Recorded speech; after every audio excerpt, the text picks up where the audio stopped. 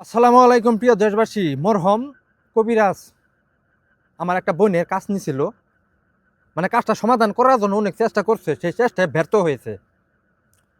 তো এই কাজটা আমারে দিছে। বোনটা খুব অসহায়, বোনটা বাড়ি হলো নড়াইল, দুইটা বাচ্চা আছে, একটা ছেলে একটা মেয়ে। বোনটারে ফালাই থুয়ে তার স্বামী গেছে 6 মাস ধরে। যখন ফোন দেয় এমন একটা জঘন্য ভাষা গো, মানে আগুন পানি সিদ্ধ হয় না। এই ভাষা শুনে নিজে আত্মহত্যা করতে ইচ্ছে হয়, ওই একটা ভাষা গো।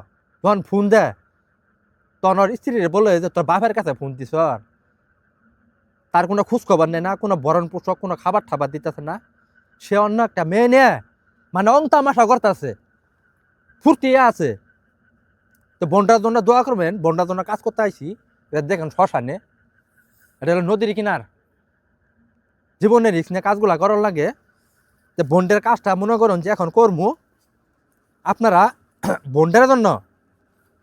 প্রিয় দেশবাসী, আপনারা সকলেই বোনটার জন্য দোয়া করবেন, যেন বোনটার সংসারের মধ্যে কোনো যেন অশান্তি না থাকে, সুখ শান্তি বিনি দেন, কোনো অশান্তি না থাকে। কাজটা এখন করতেছি, আপনারা সকলেই দেখেন। আর খুচকা খাসকি, বাংলাদেশের মধ্যে খুচকা খাসকি যারা কবিরাজ আছেন, যারা কাজ না পাবেন আমার সাথে যোগাযোগ করবেন, কাজ দিবেন।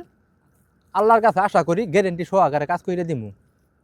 যারা যে এসকে খেসকে কবিরাজ কিছু আছে, কাজ পারেন না, আমার সাথে ফোনে যোগাযোগ করবেন, কাজ দিবেন, কাজ করে দিব, কোনো টেনশনের কারণ নাই। বোনটার কাজটা এখন করতেছি, আপনারা সকলেই দেখেন। আর বোনটার জন্য আপনারা সবাই দোয়া করেন। বিসমিল্লাহির রহমানির রহিম।